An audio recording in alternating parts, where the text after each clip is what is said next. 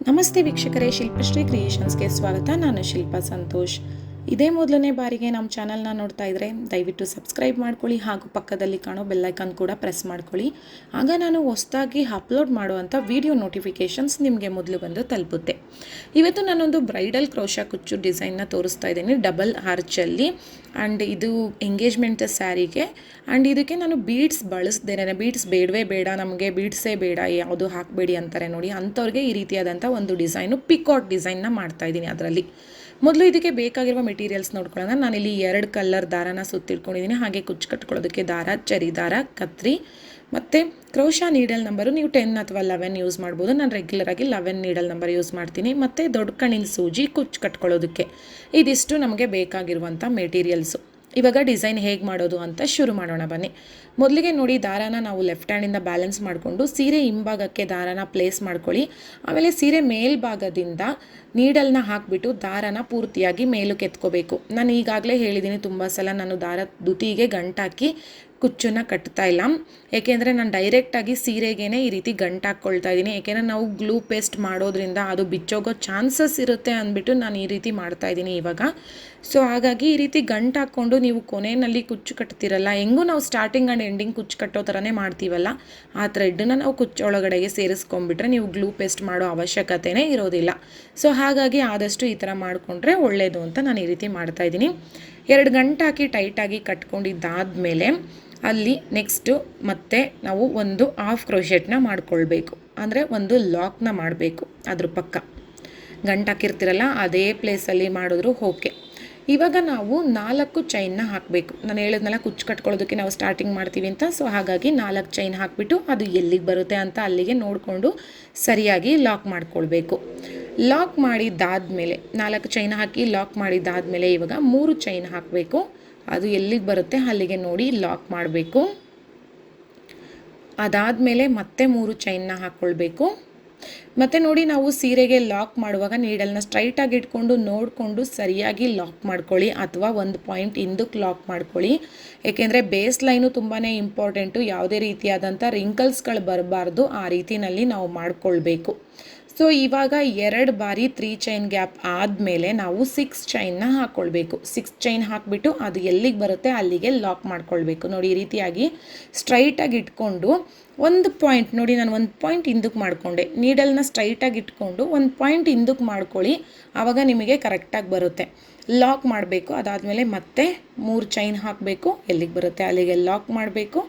ಮತ್ತೆ 3 ಚೈನ್ ಹಾಕಬೇಕು, ಅದು ಎಲ್ಲಿಗೆ ಬರುತ್ತೆ ಅಲ್ಲಿಗೆ ಲಾಕ್ ಮಾಡ್ಕೊಳ್ಬೇಕು. 3 ಚೈನ್ ಗ್ಯಾಪು 2 ಟೈಮ್ಸ್ ಬರಬೇಕು. ಅದಾದಮೇಲೆ ಮತ್ತೆ 4 ಚೈನ್ ಗ್ಯಾಪ್, 4 ಚೈನ್ ಹಾಕಿಬಿಟ್ಟು ಎಲ್ಲಿಗೆ ಬರುತ್ತೆ ಅಲ್ಲಿಗೆ ಲಾಕ್ ಮಾಡ್ಕೊಳ್ಬೇಕು. ಎಲ್ಲಿಗೆ ಬರುತ್ತೆ ಅಲ್ಲಿಗೆ ಲಾಕ್ ಮಾಡಬೇಕು. ನೆಕ್ಸ್ಟು ಮತ್ತೆ ಸೇಮು 3 ಚೈನ್ ಗ್ಯಾಪ್ 2 ಟೈಮ್ಸ್ ಬರುತ್ತೆ. ಅದಾದಮೇಲೆ 6 ಚೈನ್ ಗ್ಯಾಪ್ 1 ಟೈಮು, ಮತ್ತು 3 ಚೈನ್ ಗ್ಯಾಪ್ 2 ಟೈಮು, ಆಮೇಲೆ 4 ಚೈನ್ ಗ್ಯಾಪು. ನೋಡಿ, ಇದು ಒಂದು ಆರ್ಚ್ ಮಾಡೋದಕ್ಕೆ ಬೇಕು. 4 ಚೈನ್, 3 ಚೈನ್ ಗ್ಯಾಪ್ 2 ಟೈಮ್ಸು, ಮತ್ತು ಮಧ್ಯದಲ್ಲಿ 6 ಚೈನ್ ಗ್ಯಾಪ್ ಬರುತ್ತೆ. ಆಮೇಲೆ 3 ಚೈನ್ ಗ್ಯಾಪ್ 2 ಟೈಮ್ಸು, ಆಮೇಲೆ 4 ಚೈನ್ ಗ್ಯಾಪ್ 1 ಟೈಮ್. ಸೊ ಇದೇ ರೀತಿ ಸ್ಯಾರಿ ಪೂರ್ತಿ ಮಾಡ್ಕೊಳ್ಳಿ. ಏಕೆಂದರೆ ನಾವು ಬೀಡ್ಸ್ನ ಬಳಸಲ್ಲ, ಹಾಗಾಗಿ ಆದಷ್ಟು ನೋಡಿ ಮಾಡ್ಕೊಳ್ಳಿ. ಸ್ವಲ್ಪ ಕನ್ಫ್ಯೂಷನ್ ಆಗಿ ನಾವು ಆರ್ಚ್ಗಳು ಮಿಸ್ ಆಗಿಬಿಡುತ್ತೆ. ಸೊ ಹಾಗಾಗಿ ಮತ್ತೆ ನೋಡಿ, ಎಂಡಿಂಗು ನಾನು ಥ್ರೆಡ್ನ ಕಟ್ ಮಾಡ್ತಾ ಇಲ್ಲ, ಹಾಗೇ ಸ್ಯಾರಿನ ಟರ್ನ್ ಮಾಡಿಕೊಂಡು ನಾನೀಗ ಕ್ರೋಶಾನ ಮಾಡ್ತಾಯಿದ್ದೀನಿ. ಸೆಕೆಂಡ್ ಸ್ಟೆಪ್ನ ಮಾಡ್ಕೊಂಡು ಹೋಗ್ತೀನಿ. ಆರ್ಚ್ ಮಾಡೋದಕ್ಕೆ ನಾನು ಸ್ಯಾರಿನ ಹಾಗೇ ಟರ್ನ್ ಮಾಡಿ ಮಾಡ್ತಾಯಿದ್ದೀನಿ. ಉಲ್ಟಾ ಮಾಡ್ಕೊಂಡು ಹೋಗೋದು ಇವಾಗ. ಸೊ ಉಲ್ಟಾ ಮಾಡಿಕೊಂಡು ನಾವು ಮಾಡ್ಕೊಂಡು ಹೋಗಬೇಕು. ನಾರ್ಮಲಿ ನೋಡಿ, ಇವಾಗ ಟರ್ನ್ ಮಾಡ್ಕೊಂಡ್ಮೇಲೆ ಒಂದು ಲಾಕ್ನ ಮಾಡ್ಕೊಂಡ್ಬಿಡೋಣ.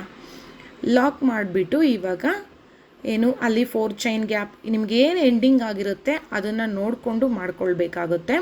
ಸೊ ನನಗಿಲ್ಲಿ ಎಂಡಿಂಗು 3 ಚೈನ್ ಗ್ಯಾಪು, ನನಗೆ ಲಾಸ್ಟಲ್ಲಿ ಕುಚ್ಚು ಕಟ್ಟೋದಕ್ಕೆ ಬಂದಿಲ್ಲ, ಹಾಗಾಗಿ 2 ಬಾರಿ 3 ಚೈನ್ ಗ್ಯಾಪ್ ಬಂದಿದೆ. ಹಾಗಾಗಿ 1 ಬಾರಿ 3 ಚೈನ್ ಗ್ಯಾಪ್ ಮಾಡಿಕೊಂಡು ನೆಕ್ಸ್ಟು 3 ಚೈನ್ ಗ್ಯಾಪ್ನ ಹಾಗೇ ಬಿಡಬೇಕು.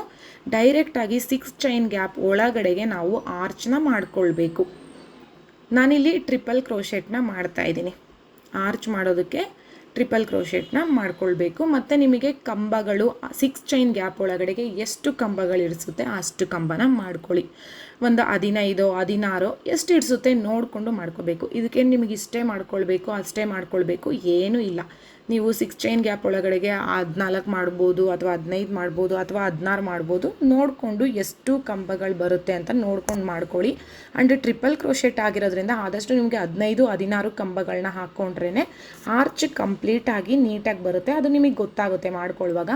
ನಾನು ಕಂಪ್ಲೀಟ್ ಮಾಡ್ಕೊಂಡು ನೆಕ್ಸ್ಟ್ 3 ಚೈನ್ ಗ್ಯಾಪ್ ಕೊಟ್ಬಿಟ್ಟು ಆ ಲಾಕ್ ಮೇಲೆ ಲಾಕ್ ಮಾಡಿಕೊಂಡೆ. ಅದಾದಮೇಲೆ ಮತ್ತೆ 3 ಚೈನ್ ಗ್ಯಾಪ್ ಹಾಕ್ಬಿಟ್ಟು ಲಾಕ್ ಮೇಲೆ ಲಾಕ್ ಮಾಡಿಕೊಂಡೆ. ಆಮೇಲೆ 4 ಚೈನ್ ಹಾಕಬೇಕು. 4 ಚೈನ್ ಗ್ಯಾಪ್ ಕೆಳಗಡೆಗೆ 4 ಚೈನ್ ಹಾಕಿ ಲಾಕ್ ಮೇಲೆ ಲಾಕ್ ಮಾಡಬೇಕು. ನಾನಿಲ್ಲಿ 16 ಕಂಬಗಳನ್ನ ಮಾಡ್ಕೊಂಡಿದ್ದೀನಿ. 16, 17 ನೋಡಿ ಮಾಡ್ಕೊಳ್ಳಿ. ನಿಮಗೆ ಎಷ್ಟು ಬರುತ್ತೆ ಅಂತ ನೋಡ್ಕೊಳ್ಳಿ. ನೀವು ಆರ್ಚ್ ಎಷ್ಟು ಇಡ್ಸುತ್ತೆ ಅಷ್ಟು ಕಂಬಗಳನ್ನ ಮಾಡ್ಕೊಳ್ಳಿ. ಏನು ಪ್ರಾಬ್ಲಮ್ ಇಲ್ಲ, ತುಂಬ ಚೆನ್ನಾಗಿ ಬರುತ್ತೆ, ಸ್ಟಿಫಾಗಿ ಬರುತ್ತೆ. ಇನ್ನೂ ಆದಷ್ಟು ಜಾಸ್ತಿ ಕಂಬಗಳನ್ನ ಮಾಡ್ಕೊಂಡಷ್ಟು ನೋಡಿ ಈ ರೀತಿಯಾಗಿ ಆರ್ಚ್ನ ಮಾಡ್ಕೊಬೇಕು. ಎಲ್ಲ ಆರ್ಚ್ಗಳನ್ನೂ ಇದೇ ರೀತಿ ರೆಡಿ ಮಾಡ್ಕೊಳ್ಳೋಣ. ರೆಡಿ ಮಾಡಿಕೊಂಡು ನೋಡಿ ನಾನಿವಾಗ ಎಂಡಿಂಗ್ ಬಂದಿದ್ದೀನಿ. ಎಂಡಿಂಗ್ ಬಂದುಬಿಟ್ಟು ನಾವಿವಾಗ 1-2 ಚೈನ್ ಹಾಕಿಬಿಟ್ಟು ನಾನು ಥ್ರೆಡ್ನ ಕಟ್ ಮಾಡಿಕೊಂಡು ನೀಡಲ್ನ ಮೇಲಕ್ಕೆ ಎತ್ಕೊಳ್ತಾ ಇದ್ದೀನಿ. ಆಮೇಲೆ ಈ ರೀತಿ ಟೈಟ್ ಮಾಡ್ಕೊಳ್ಳೋಣ. ಟೈಟ್ ಮಾಡ್ಕೊಂಡ್ಮೇಲೆ ನೋಡಿ ನೀವು ಮತ್ತೆ ಸೀರೆನ ತಿರುಗಿಸ್ಕೊಳ್ಳೋದಕ್ಕಿಂತ ಮುಂಚೆನೇ ನಾವಿಲ್ಲಿ ನೆಕ್ಸ್ಟ್ ಸ್ಟೆಪ್ಪದು ಏನು ಥ್ರೆಡ್ ಬರುತ್ತೆ ಅಲ್ಲ, ನೆಕ್ಸ್ಟ್ ಸ್ಟೆಪ್ಪಲ್ಲಿ ನಾನು ಪಿಂಕ್ ಕಲರ್ ದಾರ ಯೂಸ್ ಮಾಡ್ತಿದ್ದೀನಿ. ಆ ಪಿಂಕ್ ಕಲರ್ ದಾರನ ನಾವಿಲ್ಲಿ ಗಂಟು ಹಾಕ್ಕೊಳ್ಬೇಕು. ಸೊ ಹಾಗಾಗಿ ನಾವಿವಾಗ ಅದು ಥ್ರೆಡ್ ಇದೆಯಲ್ಲ, ಸೆಕೆಂಡ್ ಸ್ಟೆಪ್ದು ಥ್ರೆಡ್ಡು, ಅದಕ್ಕೆ ನೋಡಿ ಈ ರೀತಿಯಾಗಿ ಇಟ್ಕೊಂಡು ಆಮೇಲೆ ನಾವು ಹಿಂಗೆ ಒಂದು ಗಂಟು ಹಾಕ್ಕೊಂಬಿಡೋಣ. ಇದು ಸರ್ಗುಂಟಿಗೆ ಅಂತ ಹೇಳ್ತಾರಲ್ಲ ಆ ರೀತಿನಲ್ಲಿ ಈ ರೀತಿ ಒಂದು ಗಂಟು ಹಾಕ್ಕೊಂಬಿಟ್ಟು ಟೈಟಾಗಿ ಕಟ್ಕೊಂಬಿಡೋಣ. ನೀಟಾಗಿ ಅದು ಎಡ್ಜಿಗೆ ಕೂತ್ಕೊಳ್ಳೋ ಥರ ಟೈಟಾಗಿ ಕಟ್ಕೊಳ್ಳಿ. ಸೊ ನೋಡಿ ಈ ರೀತಿ ಎಡ್ಜಿಗೆ ಕೂತ್ಕೋಬೇಕು. ನಾವೇನು ಎಣ್ದಿರ್ತೀವಲ್ಲ ಆ ಎಡ್ಜಿಗೆ ಈ ರೀತಿ ಕೂರಿಸ್ಕೊಂಡು ಸ್ವಲ್ಪ ನೋಡಿ ಟೈಟ್ ಮಾಡ್ಕೊಳ್ಳಿ. ಟೈಟ್ ಮಾಡ್ಕೊಂಡ್ಮೇಲೆ ಸೀರೆನ ತಿರುಗಿಸ್ಕೋಬೇಕು, ಸ್ಟ್ರೈಟ್ ಮಾಡ್ಕೊಳ್ಬೇಕು. ಸೀದಾ ಮಾಡ್ಕೊಳ್ಳೋಣ. ಸೀದಾ ಮಾಡ್ಕೊಂಡ್ಮೇಲೆ ನೋಡಿ ಅಲ್ಲಿ ಲಾಕ್ ಮೇಲೆ ಒಂದು ಲಾಕ್ನ ಮಾಡ್ಕೋಬೇಕು. ಲಾಕ್ ಮೇಲೆ ಒಂದು ಲಾಕ್ನ ಮಾಡ್ಕೊಳ್ಳೋಣ. ಲಾಕ್ ಮಾಡಿದ್ದಾದಮೇಲೆ 4 ಚೈನ್ ಗ್ಯಾಪ್ ಕೆಳಗಡೆಗೆ 4 ಚೈನ್ ಹಾಕ್ಕೋಬೇಕು. 4 ಚೈನ್ ಗ್ಯಾಪ್ ಕೆಳಗಡೆಗೆ 4 ಚೈನ್, ಲಾಕ್ ಮೇಲೆ ಲಾಕ್, ಲಾಕ್ ಮೇಲೆ ಲಾಕ್ ಬರುತ್ತೆ. ನೆಕ್ಸ್ಟ್ ಇವಾಗ ನಾವು ಇಲ್ಲಿಂದ ಡೈರೆಕ್ಟಾಗಿ ನಿಮಗೆ ಅಲ್ಲಿ ಹೋಲ್ಸ್ಗಳು ಕಾಣಿಸ್ತಾ ಇದೆ ಅಲ್ವಾ, ನಮಗಿದು ಉಲ್ಟಾ ಇರುತ್ತೆ ಅದು ಆ್ಯಕ್ಚುಲಿ. ಬಟ್ ನಾವು ಡಿಸೈನ್ನ ಉಲ್ಟಾ ಎಣ್ಕೊಂಡು ಬಂದಿರೋದ್ರಿಂದ ನೀಟಾಗಿ ಹೋಲ್ಸ್ಗಳು ಮೇಲ್ಗಡೆನೇ ಕಾಣಿಸ್ತಾ ಇದೆ ನೋಡಿ. ಆ ಹೋಲ್ಗೆ ಒಂದೊಂದು ಹೋಲ್ಗೂ ಒಂದೊಂದು ಕಂಬ ಡಬಲ್ ಕ್ರೋಶೆಟ್. ಇಲ್ಲಿ ಫಸ್ಟ್ ಸ್ಟೆಪ್ಪಲ್ಲಿ ಟ್ರಿಪಲ್ ಕ್ರೋಶೆಟ್ ಮಾಡಿದ್ವಿ, ಇಲ್ಲಿ ಡಬಲ್ ಕ್ರೋಶೆಟ್ನ ಮಾಡ್ಕೋಬೇಕು. ಒಂದು ಡಬಲ್ ಕ್ರೋಶೆಟ್ ಮಾಡಿಬಿಟ್ಟು 3 ಚೈನ್ನ ಹಾಕಿಬಿಟ್ಟು ಅದನ್ನು ಕಂಬದ ಮೇಲ್ಗಡೆಗೆ ಲಾಕ್ ಮಾಡಬೇಕು. ಪಿಕೋಟ್ ಬರುತ್ತೆ, ನಿಮಗೆ ಪಿಕೋ ಬರುತ್ತೆ. ನೆಕ್ಸ್ಟು ಡಬಲ್ ಕ್ರೋಶೆಟ್ಟು ಹೋಲ್ ಇದೆಯಲ್ಲ ಅದಕ್ಕೆ ಒಂದು ಕಂಬ ಹಾಕಿ ಡಬಲ್ ಕ್ರೋಶೆಟ್ನ ಮಾಡಿಬಿಟ್ಟು 3 ಚೈನ್ನ ಹಾಕ್ಕೊಳ್ಳಿ. 3 ಚೈನ್ ಹಾಕಿಬಿಟ್ಟು ಕಂಬದ ಮೇಲಕ್ಕೆ ಲಾಕ್ ಮಾಡ್ಕೊಳ್ಳಿ. ನೀವು 3 ಚೈನ್ ಆದರೂ ಹಾಕಿ ಲಾಕ್ ಮಾಡಿ ಅಥವಾ 2 ಚೈನ್ ಹಾಕಿ ಲಾಕ್ ಮಾಡಿ. 2 ಚೈನ್ ಹಾಕಿ ಲಾಕ್ ಮಾಡೋದು ಒಂಥರ ಬೇರೆ ಥರ ಡಿಸೈನ್ ಬರುತ್ತೆ. ನಿಮಗೇನಾದರೂ ಸೇಮ್ ಡಿಸೈನ್ ನನ್ನ ಹತ್ರ ಇದೆ ಅಂದರೆ ನೀವು ಇದನ್ನು ಡಬಲ್ ಚೈನ್ ಹಾಕಿ ಮಾಡ್ಕೊಳ್ಳಿ. ಈ 3 ಚೈನ್ ಹಾಕ್ತಾಯಿದ್ದೀನಿ ನೋಡಿ, ಕಂಬ ಆದಮೇಲೆ 3 ಚೈನ್ ಹಾಕೋ ಬದಲು ನೀವು 2 ಚೈನ್ ಹಾಕಿಬಿಟ್ಟು ಮಾಡಿಕೊಂಡ್ರೆ ಪಿಕೋಟು ಅದೊಂಥರ ಪಿಕೋ ಬರುತ್ತೆ. ಹಾಫ್ ಪಿಕೋ ಟೈಪಲ್ಲಿ ತುಂಬ ಚೆನ್ನಾಗಿ ಕಾಣಿಸುತ್ತೆ. ಅದು ಕೂಡ ಟ್ರೈ ಮಾಡಿ ನೋಡಿ ನೀವು ಬೇಕಾದರೆ. ನಾನು ಕೆಲವೊಂದು ಡಿಸೈನ್ನ ಮಾಡಿದ್ದೀನಿ, ಅದರಲ್ಲಿ ನೆಕ್ಸ್ಟ್ ಅಪ್ಕಮಿಂಗ್ ವೀಡಿಯೋಸಲ್ಲಿ ನಿಮಗೆ ತೋರಿಸ್ತೀನಿ. 2 ಚೈನ್ ಹಾಕಿ ಮಾಡಿರೋ ಅಂಥದ್ದು ಪಿಕೋ ನೋಡಿ. ಈ ರೀತಿ ಪಿಕೋ ಬರುತ್ತೆ ನಿಮಗೆ. ಇದಾದಮೇಲೆ ಎಲ್ಲ ಕಂಬದ ಮೇಲೆ ಒಂದೊಂದು ಕಂಬದ ಮೇಲೆ ಒಂದೊಂದು ಮಾಡ್ಕೊಂಡು ಬರ್ತೀವಲ್ಲ, ಅದಾದಮೇಲೆ ನೋಡಿ ನೆಕ್ಸ್ಟ್ 3 ಚೈನ್ ಗ್ಯಾಪ್ ಇರುತ್ತಲ್ಲ, ಆ ಲಾಕ್ ಇರುತ್ತಲ್ಲ, ಲಾಕ್ ಮೇಲೆ ಒಂದು ಲಾಕ್ ಮಾಡ್ಕೊಂಬಿಡೋಣ. ಆಮೇಲೆ 4 ಚೈನ್ ಗ್ಯಾಪ್ ಕೆಳಗಡೆಗೆ 4 ಚೈನ್ ಹಾಕಿಬಿಟ್ಟು ಲಾಕ್ ಮೇಲೆ ಲಾಕ್ ಮಾಡ್ಕೊಳ್ಬೇಕು. ಸೊ ಈ ರೀತಿ ನಮಗೆ ಆರ್ಚ್ ಮಾಡ್ಕೊಂಡು ಹೋಗಬೇಕು.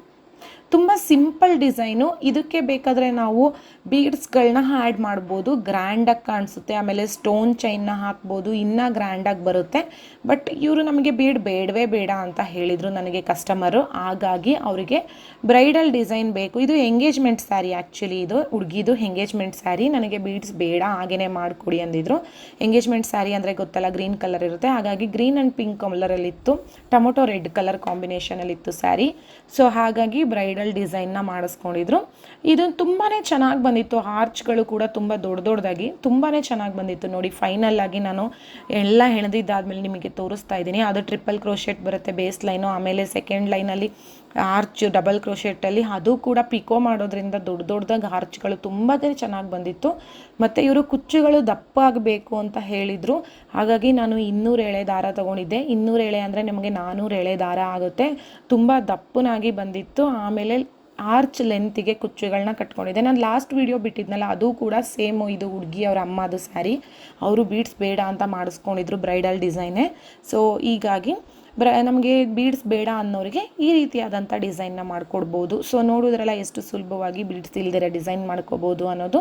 ಸೊ ಈ ಡಿಸೈನು ನಿಮಗೇನಾದರೂ ಇಷ್ಟ ಆಗಿದರೆ ದಯವಿಟ್ಟು ಲೈಕ್ ಮಾಡಿ, ಆದಷ್ಟು ನಿಮ್ಮ ಫ್ಯಾಮಿಲಿ ಫ್ರೆಂಡ್ಸ್ ಜೊತೆಗೆ ಶೇರ್ ಮಾಡಿ. ಡಿಸೈನ್ ಹೇಗಿತ್ತು ಅಂತ ಕಮೆಂಟ್ ಮಾಡಲು ಮರಿಬೇಡಿ.